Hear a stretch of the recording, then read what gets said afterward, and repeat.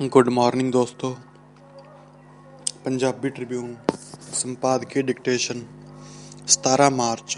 Speed 85 शब्द प्रति minute. Start.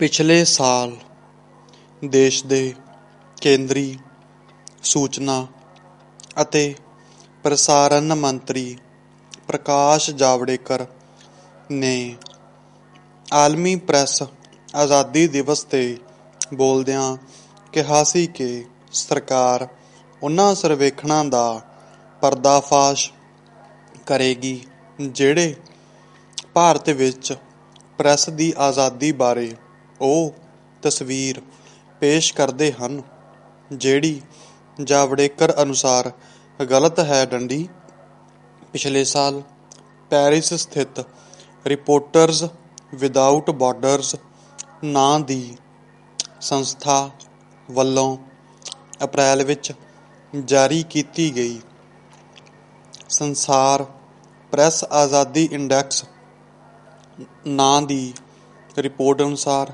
Bharat 180 ਦੇਸ਼ਾਂ ਵਿੱਚੋਂ 142 ਨੰਬਰ ਤੇ ਸੀ। ਡੰਡੀ ਇਸ ਸੰਬੰਧ ਵਿੱਚ ਭਾਰਤ ਦੀ ਸਥਿਤੀ ਕਦੇ ਵੀ ਜ਼ਿਆਦਾ ਵਧੀਆ ਨਹੀਂ ਰਹੀ। ਡੰਡੀ 2005 ਵਿੱਚ ਭਾਰਤ ਵਿੱਚ ਦਰਜਾਬੰਦੀ ਵਿੱਚ 100ਵੇਂ ਨੰਬਰ ਤੇ ਸੀ। 2020 ਵਿੱਚ 122ਵੇਂ ਨੰਬਰ ਤੇ 2014 ਵਿੱਚ 114ਵੇਂ ਨੰਬਰ ਤੇ ਅਤੇ ਹੁਣ 142ਵੇਂ ਨੰਬਰ ਤੇ ਹੈ। ਡੰਡੀ ਇਸ ਦਰਜਾਬੰਦੀ ਵਿੱਚ ਉੱਤਰੀ ਕੋਰੀਆ ਸਭ ਤੋਂ ਥੱਲੇ ਅਤੇ ਸਵੀਡਨ ਪਹਿਲੇ ਨੰਬਰ ਤੇ ਹੈ। ਡੰਡੀ ਭਾਰਤ ਦੀ ਪ੍ਰੈਸ ਕਾਉਂਸਿਲ ਆਫ ਇੰਡੀਆ ਨੇ ਇਸ ਰਿਪੋਰਟ ਨੂੰ ਗਲਤ ਦੱਸਦਿਆਂ ਕਿਹਾ ਸੀ ਕਿ ਕੌਂਸਲ ਨੇ ਇਸ ਜਥੇਬੰਦੀ ਨੂੰ ਕਈ ਵਾਰ ਇਹ ਲਿਖਿਆ ਹੈ ਕਿ ਕੌਂਸਲ ਨੂੰ ਦੱਸਿਆ ਜਾਵੇ ਕਿ ਇਸਨੇ ਇਸ ਦਰਜਾਬੰਦੀ ਨੂੰ ਰਿਪੋਰਟ ਨੂੰ ਤਿਆਰ ਕਰਨ ਵਿੱਚ ਕਿਸ ਤਰ੍ਹਾਂ ਦੇ ਮਾਪਦੰਡਾਂ ਅਤੇ ਵੇਰਵਿਆਂ ਤੇ ਗੌਰ ਕੀਤਾ ਜਾਂਦਾ ਹੈ, ਪਰ ਇਸ ਜਥੇਬੰਦੀ ਨੇ ਕੋਈ ਜਵਾਬ ਨਹੀਂ ਦਿੱਤਾ। ਪੈਰਾ ਚੇਂਜ। ਪਿਛਲੇ ਸਾਲ ਸਰਕਾਰ ਨੇ ਇਸ ਮਾਮਲੇ ਬਾਰੇ ਵਿਚਾਰ ਕਰਨ ਲਈ ਇੱਕ ਕਮੇਟੀ ਜਿਸ ਦਾ ਨਾਂ ਸੈਂਟਰਲ ਇੰਡੈਕਸ ਮੋਨੀਟਰਿੰਗ ਸੈੱਲ ਬਣਾਈ, ਜਿਸਨੇ ਪ੍ਰੈਸ ਦੀ ਆਜ਼ਾਦੀ ਸੰਬੰਧੀ ਮਸਲਿਆਂ ਤੇ ਗੌਰ ਕਰਕੇ ਸਰਕਾਰ ਨੂੰ ਸਥਿਤੀ ਵਿੱਚ ਸੁਧਾਰ ਕਰਨ ਲਈ ਸਿਫਾਰਸ਼ਾਂ ਕਰਨੀਆਂ ਸਨ। ਡੰਡੀ ਇਸ ਕਮੇਟੀ ਵਿੱਚ ਜ਼ਿਆਦਾ ਕਰਕੇ ਸਰਕਾਰੀ ਅਧਿਕਾਰੀ ਸਨ, ਪਰ ਦੋ ਪੱਤਰਕਾਰ ਪੀ ਸਾਈਨਾਥ ਅਤੇ ਰਜਤ ਸ਼ਰਮਾ ਵੀ ਸ਼ਾਮਲ ਕੀਤੇ ਗਏ। ਡੰਡੀ ਹਿੰਦੂ ਅਖਬਾਰ ਅਤੇ ਕੁਝ ਮੀਡੀਆ ਪੋਰਟਲਾਂ ਤੇ ਛਪੀਆਂ ਖਬਰਾਂ ਅਨੁਸਾਰ ਕਮੇਟੀ ਨੇ ਆਪਣੀ ਰਿਪੋਰਟ ਵਿੱਚ ਸੁਝਾਅ ਦਿੱਤਾ ਹੈ ਕਿ ਖਬਰਾਂ ਦੇਣ ਕਾਰਨ ਕਿਸੇ ਵਿਅਕਤੀ ਜਾਂ ਜਥੇਬੰਦੀ ਦਾ ਮਾਣਹਾਨੀ ਹੱਤਕ ਹੋਣ ਦੇ ਮੁੱਦੇ ਨੂੰ ਅਪਰਾਧਿਕ ਨਹੀਂ ਮੰਨਿਆ ਜਾਣਾ ਚਾਹੀਦਾ। ਡੰਡੀ ਇਹ ਸਿਫਾਰਿਸ਼ ਵੀ ਕੀਤੀ ਗਈ ਹੈ ਕਿ ਅਜਿਹੀ ਸ਼ਿਕਾਇਤ ਦਰਜ ਕਰਨ ਤੋਂ ਪਹਿਲਾਂ ਪ੍ਰੈਸ ਕਾਉਂਸਲ ਆਫ ਇੰਡੀਆ ਦੀ ਇਜਾਜ਼ਤ ਲਈ ਜਾਣੀ ਚਾਹੀਦੀ ਹੈ। ਡੰਡੀ ਅਖਬਾਰ ਅਨੁਸਾਰ ਪੱਤਰਕਾਰ ਪੀ ਸਾਈਨਾਥ ਨੇ ਇਸ ਰਿਪੋਰਟ ਨਾਲ ਅਸਹਿਮਤੀ ਪ੍ਰਗਟਾਉਂਦਾ ਨੋਟ ਦਿੱਤਾ ਹੈ। ਡੰਡੀ ਪੈਰਾ ਚੇਂਜ। ਪੀ ਸਾਈਨਾਥ ਨੇ ਆਪਣੀ ਵੱਖਰੀ ਟਿੱਪਣੀ ਵਿੱਚ ਕਿਹਾ ਕਿ ਅਸਹਿਮਤੀ ਪ੍ਰਗਟਾਉਣ ਦਾ ਅਧਿਕਾਰ ਜਮਹੂਰੀਅਤ ਲਈ ਬੁਨਿਆਦੀ ਹੈ। ਡੰਡੀ ਉਸਨੇ ਉਹਨਾਂ ਪੱਤਰਕਾਰਾਂ ਦੇ ਵੇਰਵੇ ਦਿੱਤੇ ਹਨ ਜਿਨ੍ਹਾਂ ਨੂੰ ਪਿਛਲੇ ਸਾਲ ਗ੍ਰਿਫਤਾਰ ਕੀਤਾ ਗਿਆ ਜਾਂ ਜਿਨ੍ਹਾਂ ਵਿਰੁੱਧ ਕੇਸ ਦਰਜ ਕੀਤੇ ਗਏ ਡੰਡੀ। ਇਸੇ ਤਰ੍ਹਾਂ ਕਈ ਮੀਡੀਆ ਪੋਰਟਲਜ਼ ਦੇ ਵਿਰੁੱਧ ਕੀਤੀਆਂ ਗਈਆਂ ਕਾਰਵਾਈਆਂ ਦਾ ਜ਼ਿਕਰ ਵੀ ਕੀਤਾ ਗਿਆ ਹੈ ਡੰਡੀ। ਸਾਈਨਾਥ ਦਾ ਕਹਿਣਾ ਹੈ ਕਿ ਸਰਕਾਰ ਦੁਆਰਾ ਬਣਾਏ ਗਏ ਸੈੱਲ ਵਿੱਚ ਉਹਨਾਂ ਮੁੱਦਿਆਂ 'ਤੇ ਵਿਚਾਰ ਨਹੀਂ ਕੀਤਾ ਗਿਆ ਜਿਹੜੇ ਰਿਪੋਰਟਰਜ਼ ਵਿਦਆਊਟ ਬਾਰਡਰਜ਼ ਦੀ ਰਿਪੋਰਟ ਵਿੱਚ ਉਠਾਏ ਗਏ ਸਨ ਡੰਡੀ। ਉਸਨੇ 52 ਕਾਨੂੰਨਾਂ ਦਾ ਹਵਾਲਾ ਦਿੱਤਾ ਹੈ ਜਿਹੜੇ ਵੱਖ-ਵੱਖ ਸੂਬਾ ਸਰਕਾਰਾਂ ਨੇ ਪੱਤਰਕਾਰਾਂ ਵਿਰੁੱਧ ਵਰਤੇ ਡੰਡੀ। ਹੁਣੇ ਅਮਰੀਕਾ ਦੀ ਇੱਕ ਗੈਰ ਸਰਕਾਰੀ ਸੰਸਥਾ ਫਰੀਡਮ ਹਾਊਸ ਨੇ ਵੀ ਭਾਰਤ ਦਾ ਦਰਜਾ ਆਜ਼ਾਦ ਸਮਾਜ ਤੋਂ ਘਟਾ ਕੇ ਅਰਧ ਆਜ਼ਾਦ ਸਮਾਜ ਵਾਲਾ ਕਰ ਦਿੱਤਾ ਹੈ ਡੰਡੀ। ਭਾਰਤ ਸਰਕਾਰ ਨੇ ਇਸ ਖਿਲਾਫ ਆਪਣਾ ਵਿਰੋਧ ਵੀ ਦਰਜ ਕਰਾਇਆ ਹੈ ਡੰਡੀ। ਸਵੀਡਨ ਦੀ ਇੱਕ ਜਥੇਬੰਦੀ ਅੰਤਰਰਾਸ਼ਟਰੀ ਮੰਚਾਂ ਤੋਂ ਕਿਸਾਨ ਅੰਦੋਲਨ ਬਾਰੇ ਹੋਈ ਚਰਚਾ 'ਤੇ ਵੀ ਰੋਸ ਪ੍ਰਗਟਾਇਆ ਹੈ ਨੇ ਵੀ ਅਜਿਹੇ ਵਿਚਾਰ ਪ੍ਰਗਟਾਏ ਹਨ ਡੰਡੀ। ਭਾਰਤ ਸਰਕਾਰ ਨੇ ਇੰਗਲੈਂਡ ਦੀ ਸੰਸਦ ਅਤੇ ਹੋਰ ਸਾਡੇ ਸਾਹਮਣੇ ਪ੍ਰਮੁੱਖ ਸਵਾਲ ਵਿਦੇਸ਼ੀ ਸੰਸਥਾਵਾਂ ਜਾਂ ਸਰਕਾਰਾਂ ਵੱਲੋਂ ਪੁੱਛੇ ਜਾ ਰਹੇ ਪ੍ਰਸ਼ਨਾਂ ਬਾਰੇ ਨਹੀਂ ਹੋਣਾ ਚਾਹੀਦਾ, ਸਗੋਂ ਸਾਨੂੰ ਆਪਣੇ ਦੇਸ਼ ਵਿੱਚ ਵਿਚਾਰਾਂ ਦੇ ਪ੍ਰਗਟਾਵੇ ਦੀ ਆਜ਼ਾਦੀ ਦੀ ਸਥਿਤੀ 'ਤੇ ਖੁਦ ਨਜ਼ਰ ਮਾਰਨੀ ਚਾਹੀਦੀ ਹੈ ਡੰਡੀ। ਪੱਤਰਕਾਰਾਂ ਵਿਰੁੱਧ ਦੇਸ਼ ਧਰੋਹ ਦੇ ਅਤੇ ਗੈਰ ਕਾਨੂੰਨੀ ਗਤੀਵਿਧੀਆਂ ਰੋਕਥਾਮ ਕਾਨੂੰਨ ਅਨੁਸਾਰ ਕੇਸ ਦਰਜ ਕੀਤੇ ਜਾਣਾ ਵਿਚਾਰਾਂ ਦੇ ਪ੍ਰਗਟਾਓ ਦੀ ਆਜ਼ਾਦੀ ਦੇ ਖਤਰੇ ਵਿੱਚ ਹੋਣ ਦੇ ਸੰਕੇਤ ਹੀ ਨਹੀਂ ਸਬੂਤ ਵੀ ਹਨ ਡੰਡੀ। ਸਰਕਾਰ ਦਾ ਧਿਆਨ ਅੰਤਰਰਾਸ਼ਟਰੀ ਜਥੇਬੰਦੀਆਂ ਦੀ ਆਲੋਚਨਾ ਕਰਨ ਵੱਲ ਨਹੀਂ, ਸਗੋਂ ਦੇਸ਼ ਵਿੱਚ ਜ਼ਮੀਨੀ ਸਥਿਤੀ ਸੁਧਾਰਨ ਬਾਰੇ ਹੋਣਾ ਚਾਹੀਦਾ ਹੈ ਡੰਡੀ। ਸੰਪਾਦਕੀ ਨੰਬਰ 2 ਪੰਜਾਬੀ ਟ੍ਰਿਬਿਊਨ 17 ਮਾਰਚ। ਸਪੀਡ 85 ਸ਼ਬਦ ਪ੍ਰਤੀ ਮਿੰਟ ਸਟਾਰਟ। ਕੇਂਦਰ ਸਰਕਾਰ ਨੇ ਲੋਕ ਸਭਾ ਵਿੱਚ ਪੇਸ਼ ਕੀਤੇ ਗਏ ਦਿੱਲੀ ਦਾ ਕੌਮੀ ਰਾਜਧਾਨੀ ਖੇਤਰ ਸੋਧ ਬਿੱਲ 2021 ਵਿੱਚ ਚੁਣੀ ਹੋਈ ਸਰਕਾਰ ਦੇ ਮੁਕਾਬਲੇ ਲੈਫਟੀਨੈਂਟ ਗਵਰਨਰ ਨੂੰ ਸਰਕਾਰ ਦੇ ਰੂਪ ਵਿੱਚ ਪਰਿਭਾਸ਼ਿਤ ਕੀਤਾ ਹੈ ਡੰਡੀ। ਅਰਵਿੰਦ ਕੇਜਰੀਵਾਲ ਦੀ ਅਗਵਾਈ ਵਿੱਚ 2014 ਦੀਆਂ ਚੋਣਾਂ ਸਮੇਂ ਬਣੀ ਪਹਿਲੀ ਸਰਕਾਰ ਮੌਕੇ ਦਿੱਲੀ ਨੂੰ ਪੂਰੇ ਰਾਜ ਦੀ ਮੰਗ ਸੰਬੰਧੀ ਅੰਦੋਲਨ ਵੀ ਹੋਇਆ ਅਤੇ ਲੈਫਟੀਨੈਂਟ ਗਵਰਨਰ ਅਤੇ ਮੁੱਖ ਮੰਤਰੀ ਦਾ ਲਗਾਤਾਰ ਵਾਦ ਵਿਵਾਦ ਹੁੰਦਾ ਰਿਹਾ ਡੰਡੀ। ਮਾਮਲਾ ਸੁਪਰੀਮ ਕੋਰਟ ਤੱਕ ਪਹੁੰਚ ਗਿਆ ਅਤੇ 4 ਜੁਲਾਈ 2018 ਨੂੰ 5 ਜੱਜਾਂ ਵਾਲੇ ਸੰਵਿਧਾਨਿਕ ਬੈਂਚ ਦਾ ਫੈਸਲਾ ਚੁਣੀ ਹੋਈ ਸਰਕਾਰ ਨੂੰ ਵੱਧ ਮਾਨਤਾ ਦੇਣ ਵਾਲਾ ਸੀ ਡੰਡੀ। ਉਸ ਫੈਸਲੇ ਅਨੁਸਾਰ ਚੁਣੀ ਹੋਈ ਸਰਕਾਰ ਨੂੰ ਕੇਂਦਰੀ ਦਾਇਰੇ ਵਿੱਚ ਆਉਣ ਵਾਲੇ ਜਨਤਕ ਆਰਡਰ,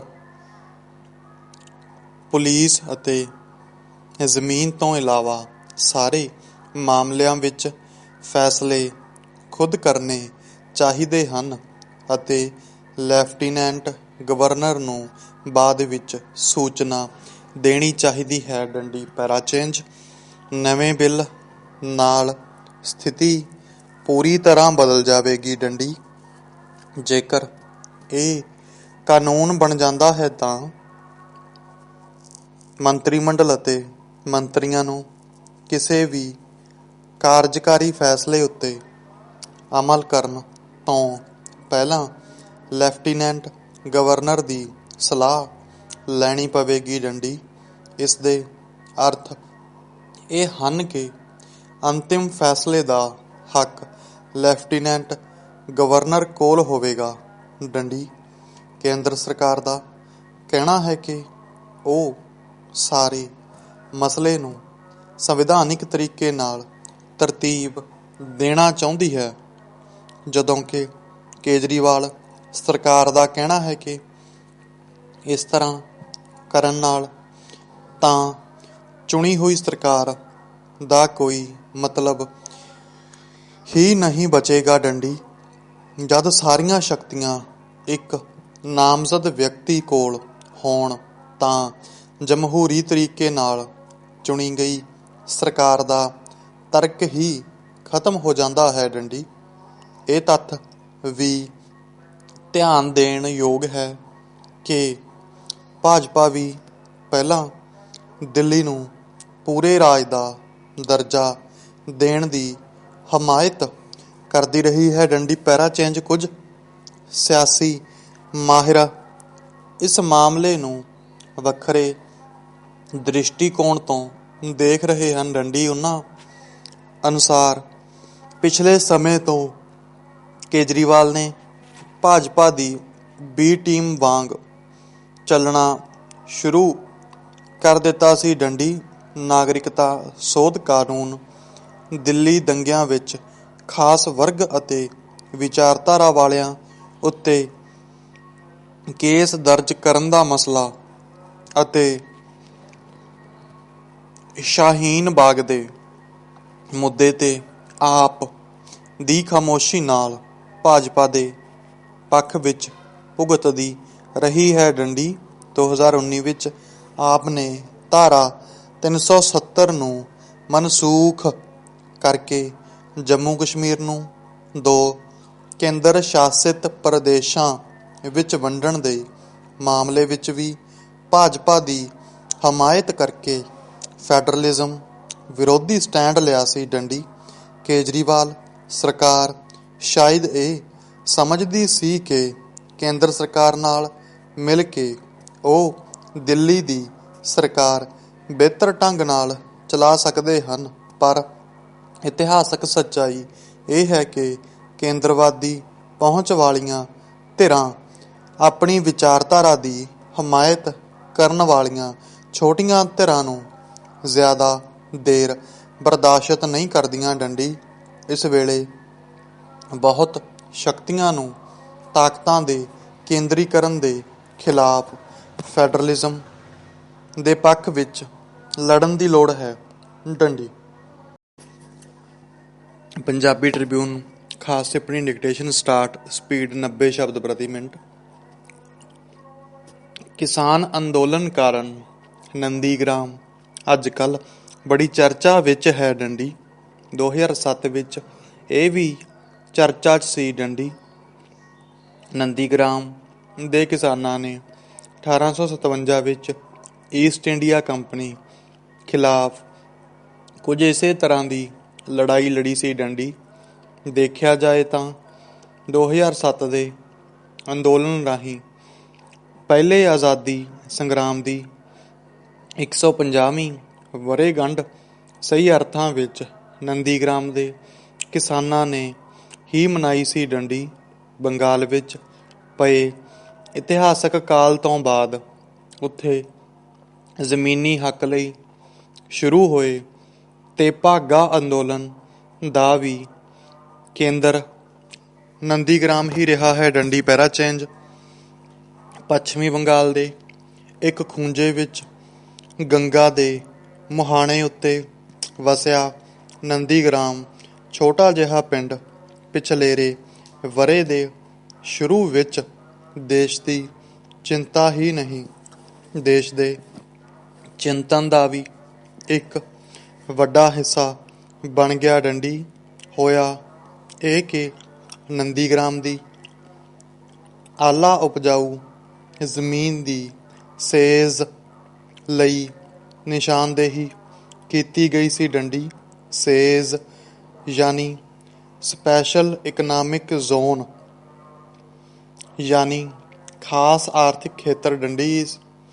ਇਸ ਖਾਸ ਆਰਥਿਕ ਖੇਤਰ ਦਾ ਜਨਮ 2006 ਵਿੱਚ ਸੇਜ਼ ਕਾਨੂੰਨ 2005 ਹੇਠ ਹੋਇਆ ਸੀ। ਡੰਡੀ ਇਹ ਕਾਨੂੰਨ ਸਰਕਾਰ ਨੂੰ ਇਸ ਗੱਲ ਦੀ ਛੋਟ ਦਿੰਦਾ ਹੈ ਕਿ ਉਹ ਕਿਸਾਨਾਂ ਦੀ ਜ਼ਮੀਨ ਹਾਸਲ ਕਰਕੇ ਸਨਅਤਾਂ ਨੂੰ ਦੇ ਸਕੇ। ਡੰਡੀ ਇਹ ਖੇਤਰ ਪੂਰੀ ਤਰ੍ਹਾਂ ਟੈਕਸ ਮੁਕਤ ਹੋਵੇਗਾ। ਡੰਡੀ ਇਹ ਮੁਕਤੀ ਕਿਸ ਤੋਂ? ਪ੍ਰਸ਼ਨ ਇਹੋ ਕਿ ਇੱਥੇ ਕੋਈ ਵੀ ਸਰਕਾਰੀ ਕਾਨੂੰਨ ਲਾਗੂ ਨਹੀਂ ਹੋਵੇਗਾ। ਡੰਡੀ ਨਾ ਭੂਮੀ ਕਾਨੂੰਨ, ਨਾ ਆਲਾ ਦੁਆਲਾ ਕਾਨੂੰਨ, ਨਾ ਮਜ਼ਦੂਰੀ ਕਾਨੂੰਨ ਅਤੇ ਨਾ ਪੰਚਾਇਤ ਰਾਜ ਜਿਹਾ ਕਾਨੂੰਨ ਹੀ। ਡੰਡੀ ਯਾਨੀ ਇਹ ਖੇਤਰ ਸਾਡੇ ਦੇਸ਼ ਵਿੱਚ ਹੁੰਦਿਆਂ ਵੀ ਸਾਡੇ ਪ੍ਰਬੰਧ ਤੋਂ ਬਾਹਰ ਹੋਵੇਗਾ। ਡੰਡੀ ਪੈਰਾਚੇਂਜ ਨੰਦੀਗ੍ਰਾਮ ਵਿੱਚ ਕਿਸਾਨਾਂ ਦੀ ਉਪਜਾਊ ਜ਼ਮੀਨ 'ਤੇ ਧੜਵੈਲ ਕਾਰਖਾਨੇ ਖੜ੍ਹੇ ਕਰਨ ਦੀ ਕੋਸ਼ਿਸ਼ ਸ਼ੁਰੂ ਹੋਈ। ਡੰਡੀ ਪਰ ਕਿਸਾਨਾਂ ਤੇ ਖੇਤ ਮਜ਼ਦੂਰਾਂ ਦੇ ਜਥੇਬੰਦ ਸੰਘਰਸ਼ ਦੀ ਵਜ੍ਹਾ ਨਾਲ ਧਨ ਕੁਬੇਰਾਂ ਅਤੇ ਸਰਕਾਰ ਦੀਆਂ ਸਾਂਝੀਆਂ ਕੋਸ਼ਿਸ਼ਾਂ ਉੱਤੇ ਪਾਣੀ ਫਿਰ ਗਿਆ। ਡੰਡੀ ਕਿਸਾਨਾਂ ਨੇ ਕਮੇਟੀ ਬਣਾਈ ਅਤੇ ਭੂਮੀ ਹਥਿਆਉਣ ਖਿਲਾਫ ਸੰਘਰਸ਼ ਸ਼ੁਰੂ ਕਰ ਦਿੱਤਾ। ਡੰਡੀ ਅੰਦੋਲਨ ਕੁਚਲਣ ਲਈ ਦਮਨ ਕੀਤਾ ਗਿਆ। ਡੰਡੀ ਸੰਘਰਸ਼ ਵਿੱਚ 17 ਕਿਸਾਨ ਮਾਰੇ ਗਏ ਅਤੇ ਫਿਰ 5 ਹੋਰ। ਡੰਡੀ ਬਾਅਦ 'ਚ ਤਾਂ ਹੋਰ ਵੀ ਬਥੇਰਾ ਕੁਝ ਮਾੜਾ ਹੋਇਆ ਵਾਪਰਿਆ, ਪਰ ਕਿਸਾਨ ਡਟੇ ਰਹੇ, ਸਫਲ ਵੀ ਹੋਏ। ਡੰਡੀ ਪੈਰਾਚੇਂਜ ਅਜਿਹੇ ਸਮੇਂ ਵਿੱਚ ਜਦੋਂ ਦੁਨੀਆ ਵਿੱਚ ਵਿਸ਼ਵੀਕਰਨ ਦੀ ਹਨੇਰੀ ਝੁੱਲ ਰਹੀ ਸੀ, ਦੇਸੀ ਪੂੰਜੀ ਦੇ ਤੰਬੂ ਹੀ ਉਖੜ ਰਹੇ ਹੋਣ, ਉੱਥੇ ਨੰਦੀਗ੍ਰਾਮ ਦੇ ਮੁੱਠੀ ਭਰ ਕਿਸਾਨਾਂ ਦਾ ਇਹ ਕਰਤੱਵ ਹੈਰਾਨ ਕਰਨ ਵਾਲਾ ਹੈ। ਡੰਡੀ ਅਖੀਰ ਅਜਿਹੀ ਕਿਹੜੀ ਪ੍ਰੇਰਕ ਸ਼ਕਤੀ ਸੀ ਜਿਸ ਨੇ ਉਹਨਾਂ ਨੂੰ ਅਜਿਹਾ ਕਰ ਸਕਣ ਦੀ ਹਿੰਮਤ ਬਖਸ਼ੀ। ਡੰਡੀ ਡਿਕਟੇਸ਼ਨ ਕੰਟੀਨਿਊਜ਼। ਗੱਲ ਇਹ ਹੈ ਕਿ ਨੰਦੀਗ੍ਰਾਮ ਪਾਣੀ, ਜ਼ਮੀਨ, ਜੈਵ ਵੰਨ ਸੁਵੰਨਤਾ ਵੱਲੋਂ ਬੜਾ ਖੁਸ਼ਹਾਲ ਹੈ। ਡੰਡੀ ਇੱਥੋਂ ਦਾ ਸਮਾਜਿਕ ਤਾਣਾ ਬਾਣਾ ਵੀ ਓਨਾ ਹੀ ਖੁਸ਼ਹਾਲ ਹੈ। ਡੰਡੀ ਜਿਸ ਨੂੰ ਸੱਚਮੁੱਚ ਸਮਾਜ ਕਿਹਾ ਜਾ ਸਕਦਾ ਹੈ। ਨੰਦੀਗ੍ਰਾਮ ਨੂੰ ਅਜਿਹੇ ਸਮਾਜਾਂ ਦੀ ਰਾਜਧਾਨੀ ਕਿਹਾ ਜਾਏ ਤਾਂ ਗਲਤ ਨਹੀਂ ਹੋਵੇਗਾ। ਡੰਡੀ ਹਰ ਪਿੰਡ ਦੇ ਨੇੜੇ ਪਾਣੀ ਲਈ ਇੱਕ ਤੋਂ ਵੱਧ ਤਲਾਅ ਹਨ। ਡੰਡੀ ਹਰ ਖੇਤ ਹੀ ਬਹੁਰੰਗੀ ਫਸਲ ਦੀ ਪੈਦਾਵਾਰ ਦੀ ਇਕਾਈ ਹੈ। ਡੰਡੀ ਇਹਨਾਂ ਖੇਤਾਂ 'ਤੇ ਕਈ ਕਿਸਮ ਦੀਆਂ ਸਬਜ਼ੀਆਂ ਪੈਦਾ ਹੁੰਦੀਆਂ ਹਨ। ਡੰਡੀ ਇਹ ਸਾਰੀਆਂ ਵਸਤਾਂ ਇੱਥੇ ਦੀ ਹੀ ਕਿਸਾਨ ਮੰਡੀ ਵਿੱਚ ਵੇਚੀਆਂ ਜਾਂਦੀਆਂ ਹਨ। ਡੰਡੀ ਇੱਥੇ 4 ਕਿਸਮ ਦੇ ਆਲੂ, 8 ਤਰ੍ਹਾਂ ਦੇ ਕੇਲੇ ਤੋਂ ਇਲਾਵਾ ਖਜੂਰ ਤੇ ਤਾੜ ਦਾ ਬਣਿਆ ਗੁੜ ਵੀ ਵਿਕ ਰਿਹਾ ਸੀ। ਡੰਡੀ ਇਸ ਬਾਜ਼ਾਰ ਵਿੱਚ ਵਾਲਮਾਰਟ, ਵਿਦੇਸ਼ੀ ਕੰਪਨੀ ਰਿਲਾਇੰਸ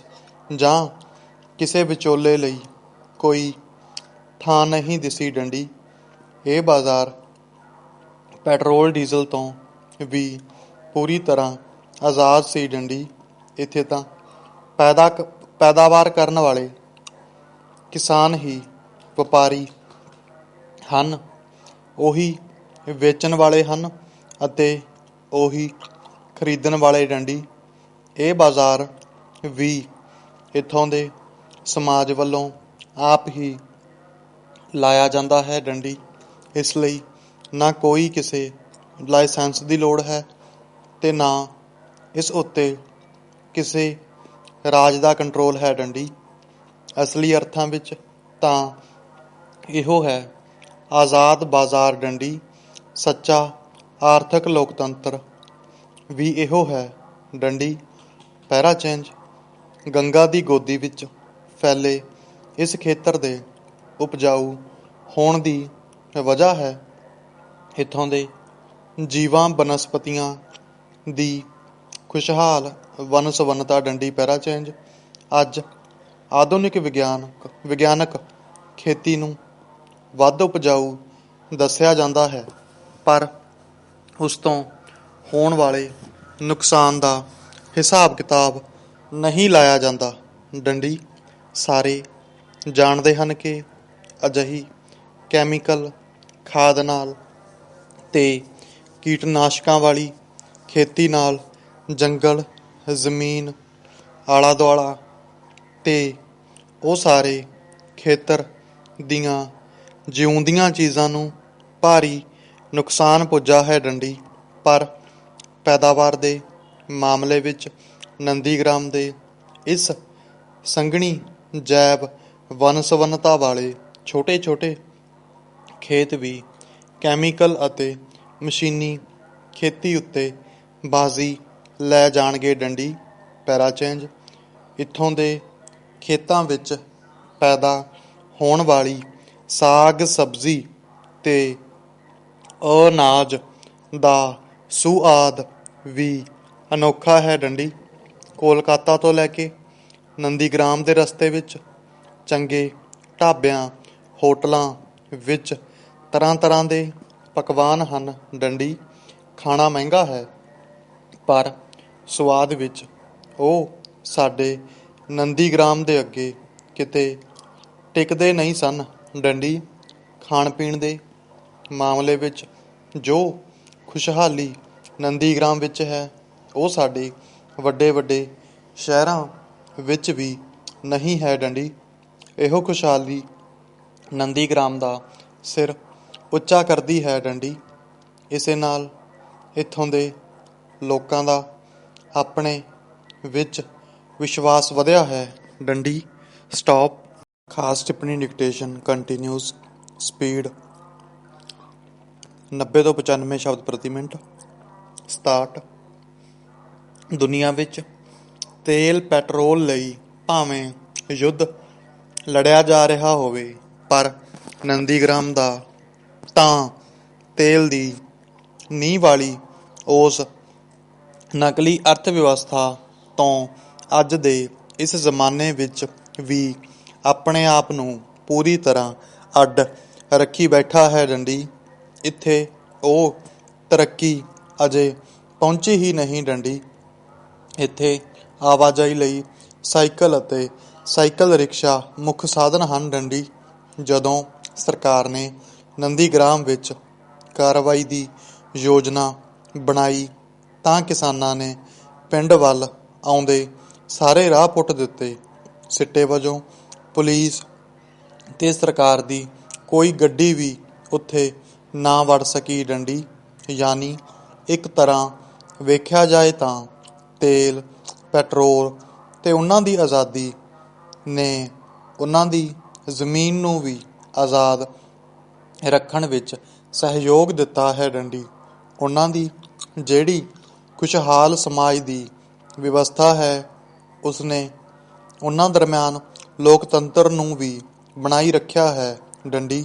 ਇਹੀ ਲੋਕਤੰਤਰ ਉਹਨਾਂ ਵਿੱਚ ਅਨਿਆਂ ਖਿਲਾਫ ਖੜਨ ਦੀ ਚੇਤਨਾ ਵੀ ਪੈਦਾ ਕਰਦਾ ਹੈ ਡੰਡੀ। ਉਂਝ ਇੱਥੋਂ ਦੇ ਬਹੁਤੇ ਕਿਸਾਨ ਵੱਖੋ ਵੱਖ ਕਮਿਊਨਿਸਟ ਦਲਾਂ ਦੇ ਸਮਰਥਕ ਹਨ ਡੰਡੀ, ਪਰ ਸੇਜ਼ ਖਿਲਾਫ ਸੰਘਰਸ਼ ਦੇ ਮਾਮਲੇ ਵਿੱਚ ਇਹਨਾਂ ਸਾਰਿਆਂ ਨੇ ਆਪੋ ਆਪਣੀਆਂ ਪਾਰਟੀਆਂ ਦੇ ਸਿਧਾਂਤਾਂ ਨੂੰ ਇੱਕ ਬੰਨੇ ਹੀ ਰੱਖਿਆ ਡੰਡੀ।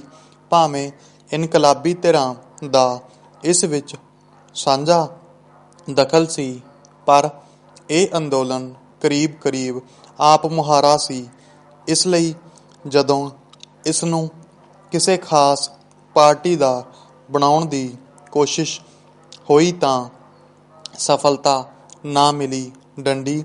ਪੂਰਾ ਮਾਮਲਾ ਇੱਥੇ ਵਿਸ਼ਵੀ ਪੂੰਜੀ ਤੇ ਕਿਸਾਨਾਂ ਦਰਮਿਆਨ ਹੀ ਅੜਿਆ ਰਿਹਾ ਤੇ ਕਿਸਾਨ ਵੀ ਇਸੇ ਵਜ੍ਹਾ ਕਰਕੇ ਇੰਨੇ ਜਥੇਬੰਦ ਹੋ ਸਕੇ। ਡੰਡੀ ਉਂਝ ਇਸ ਤਰ੍ਹਾਂ ਦਾ ਭੂਮੀ ਅੰਦੋਲਨ ਉਹਨਾਂ ਲਈ ਕੋਈ ਨਵਾਂ ਨਹੀਂ। ਡੰਡੀ ਕਰੀਬ 1.5 ਸਦੀ ਪਹਿਲਾਂ ਵੀ ਨੰਦੀਗ੍ਰਾਮ ਦੇ ਕਿਸਾਨਾਂ ਨੇ 1857 ਵਿੱਚ ਈਸਟ ਇੰਡੀਆ ਕੰਪਨੀ ਖਿਲਾਫ ਕੁਝ ਇਸੇ ਤਰ੍ਹਾਂ ਦੀ ਲੜਾਈ ਲੜੀ ਸੀ। ਡੰਡੀ ਇਸ ਤਰ੍ਹਾਂ ਦੇਖਿਆ ਜਾਏ ਤਾਂ 2007 ਦੇ ਅੰਦੋਲਨ ਰਾਹੀਂ ਪਹਿਲੇ ਆਜ਼ਾਦੀ ਸੰਗਰਾਮ ਦੀ 150ਵੀਂ ਵਰ੍ਹੇਗੰਢ ਸਹੀ ਅਰਥਾਂ ਵਿੱਚ ਨੰਦੀਗ੍ਰਾਮ ਦੇ ਕਿਸਾਨਾਂ ਹੀ ਮਨਾਈ ਸੀ। ਡੰਡੀ ਬੰਗਾਲ ਵਿੱਚ ਪਏ ਇਤਿਹਾਸਕ ਕਾਲ ਤੋਂ ਬਾਅਦ ਉੱਥੇ ਜ਼ਮੀਨੀ ਹੱਕ ਲਈ ਸ਼ੁਰੂ ਹੋਏ ਤੇ ਭਾਗਾ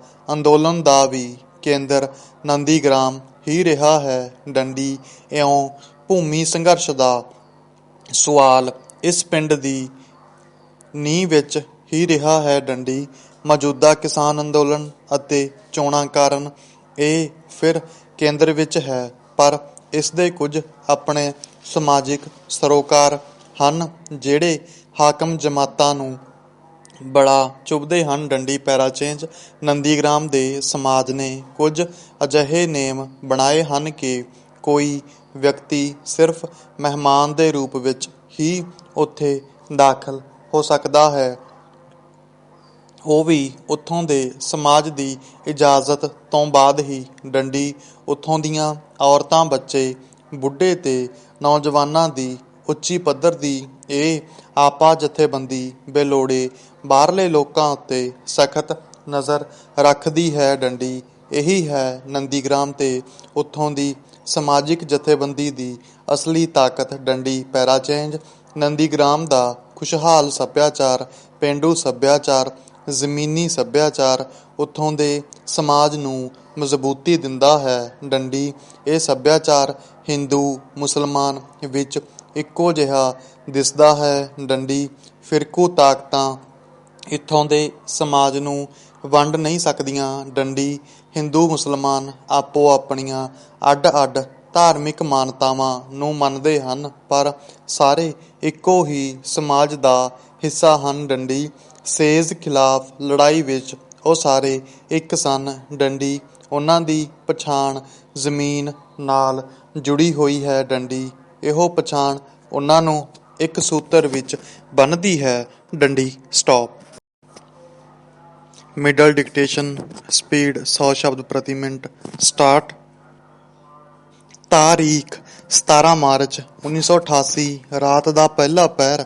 ਵਕਤ ਕਰੀਬ 8 ਵਜੇ ਦਾ। ਡੰਡੀ ਸਾਥੀ ਜੈਮਲ ਸਿੰਘ ਪੱਡਾ ਘਰ ਦਾ ਬੂਹਾ ਲੰਘਣ ਲੱਗਦੇ ਹਨ। ਡੰਡੀ ਇੱਕ ਪੈਰ ਸਰਦਲ ਦੇ ਅੰਦਰ,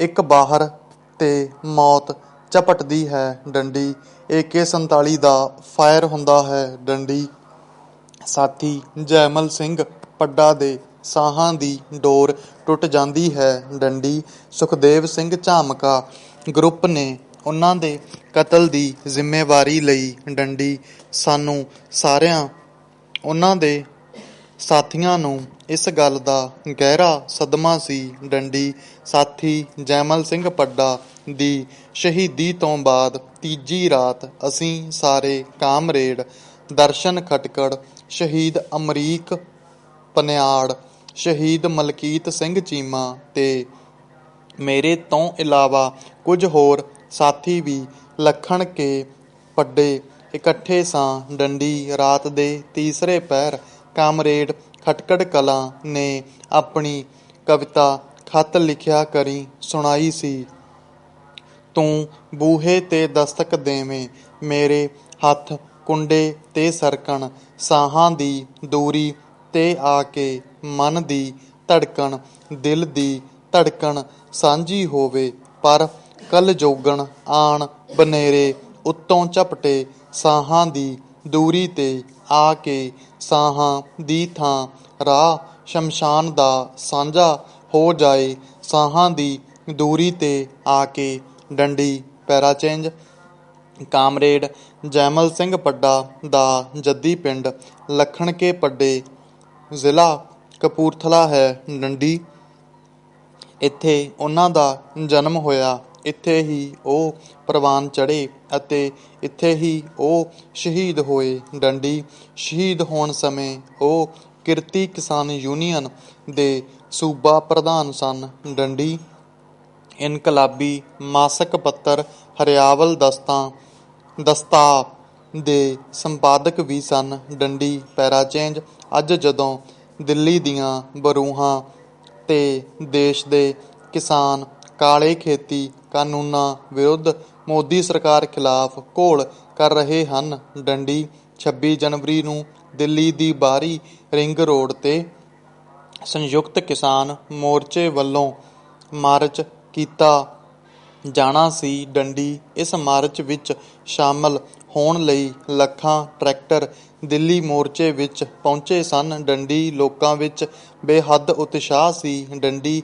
ਅਲੋਕਾਰਾ ਜੋਸ਼। ਡੰਡੀ ਦਿੱਲੀ ਮੋਰਚਿਆਂ 'ਚ ਤਿਲ ਸੁੱਟਣ ਨੂੰ ਥਾਂ ਨਹੀਂ ਸੀ। ਡੰਡੀ ਉਸ ਸ਼ਾਂਤਮਈ ਮਾਰਚ ਨੂੰ ਸਟੇਟ ਤੇ ਉਸਦੀਆਂ ਏਜੰਸੀਆਂ ਨੇ ਜਿਵੇਂ ਰਾਹ ਤੋਂ ਭਟਕਾਇਆ, ਉਹ ਸਭ ਦੇ ਸਾਹਮਣੇ ਹੈ। ਡੰਡੀ ਕਿਸਾਨ ਆਗੂਆਂ ਨੂੰ ਨਿਸ਼ਾਨਾ ਬਣਾਉਣ ਦੀ ਕੋਸ਼ਿਸ਼ ਹੋਈ, ਬਿਲਕੁਲ ਉਵੇਂ ਜਿਸ ਤਰ੍ਹਾਂ ਦਹਿਸ਼ਤਗਰਦੀ ਦੌਰ 'ਚ ਸਨਮਾਨਿਤ, ਸਤਿਕਾਰਤ ਤੇ ਹਰਮਨ ਪਿਆਰੇ ਕਿਸਾਨ ਆਗੂਆਂ ਨੂੰ ਬਣਾਇਆ ਜਾਂਦਾ ਰਿਹਾ ਹੈ। ਡੰਡੀ ਇਸ ਤਰ੍ਹਾਂ ਹੀ ਸਮੇਂ ਦੀਆਂ ਸਰਕਾਰਾਂ ਵੱਲੋਂ ਕਿਸਾਨਾਂ ਨੂੰ ਆਗੂ ਰਹਿਤ ਕਰਨ ਅਤੇ ਆਪਸ ਵਿੱਚ ਲੜਾਉਣ ਦਾ ਵੀ ਯਤਨ ਕੀਤਾ ਗਿਆ। ਡੰਡੀ ਇਸ ਤੋਂ ਵੀ ਅੱਗੇ ਉਸ ਸਮੇਂ ਕਿਸਾਨ ਕਿਵੇਂ ਕਿਸਾਨ ਘੋਲਾਂ ਦੇ ਜੇਤੂ ਜਰਨੈਲਾਂ ਨੂੰ ਸ਼ਹੀਦ ਕੀਤਾ ਗਿਆ, ਇਹ ਸਭ ਪੰਜਾਬ ਦਾ ਇਤਿਹਾਸ ਹੈ। ਡੰਡੀ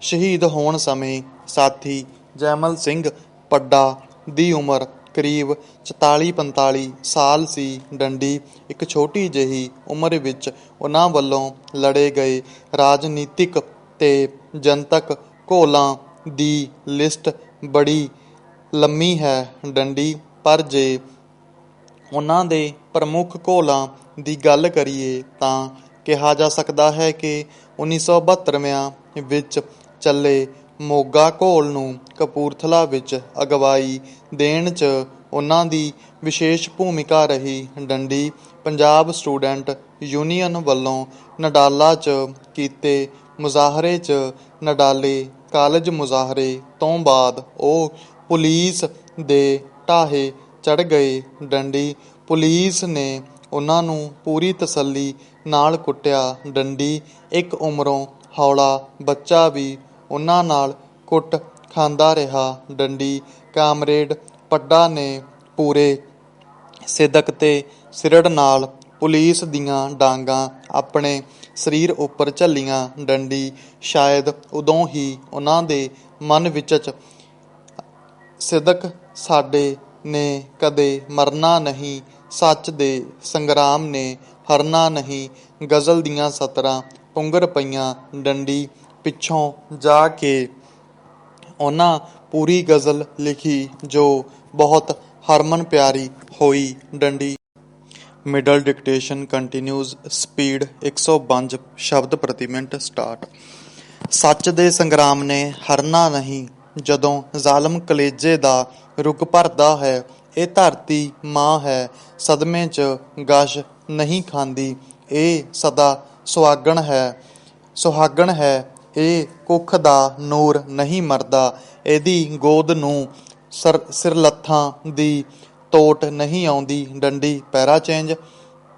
ਕਾਲਾ ਸੰਘਿਆ ਕਪੂਰਥਲਾ ਕਿਸਾਨ ਘੋਲ ਵਿੱਚ ਵੀ ਉਹਨਾਂ ਦਾ ਵਿਸ਼ੇਸ਼ ਰੋਲ ਰਿਹਾ। ਡੰਡੀ ਸਾਲ 1974 ਵਿੱਚ ਕਿਰਤੀ ਕਿਸਾਨ ਸਭਾ ਪੰਜਾਬ ਅਤੇ ਵਾਹੀਕਾਰਾ ਯੂਨੀਅਨ ਵੱਲੋਂ ਡੀਜ਼ਲ ਦੀ ਥੁੜ ਵਿਰੁੱਧ ਸਾਰੇ ਪੰਜਾਬ ਵਿੱਚ ਸਾਂਝਾ ਘੋਲ ਲੜਿਆ ਗਿਆ। ਡੰਡੀ 26 ਫਰਵਰੀ 1974 ਨੂੰ ਵਾਹੀਕਾਰ ਯੂਨੀਅਨ ਦੇ ਆਗੂ ਪਿਆਰਾ ਸਿੰਘ ਗਾਲਿਬ ਕਲਾਂ ਅਤੇ ਕਪੂਰਥਲਾ ਵਿਖੇ ਕਿਰਤੀ ਕਿਸਾਨ ਸਭਾ ਦਾ ਕਾਰਕੁਨ ਦੀਪਾ ਕਿਲਾ ਮੁਹੱਲਾ ਕਪੂਰਥਲਾ ਜਿਸ ਦੀ ਜ਼ਮੀਨ ਡੋਗਰਾਂਵਾਲ ਸੀ, ਪੁਲਿਸ ਫਾਇਰਿੰਗ ਵਿੱਚ ਸ਼ਹੀਦ ਹੋ ਗਏ। ਡੰਡੀ ਕਪੂਰਥਲਾ ਵਿੱਚ ਅੱਧੀ ਦਰਜਨ ਕਿਸਾਨ ਪੁਲਿਸ ਗੋਲੀਆਂ ਨਾਲ ਜ਼ਖਮੀ ਹੋ ਗਏ। ਡੰਡੀ ਇਸ ਮੁਜ਼ਾਹਰੇ ਦੀ ਅਗਵਾਈ ਵੀ ਜੈਮਲ ਸਿੰਘ ਪੱਡਾ ਨੇ ਕੀਤੀ ਸੀ। ਡੰਡੀ ਪੈਰਾਚੇਂਜ 80ਵਿਆਂ ਵਿੱਚ ਐਮਰਜੈਂਸੀ ਤੋਂ ਬਾਅਦ ਜਦੋਂ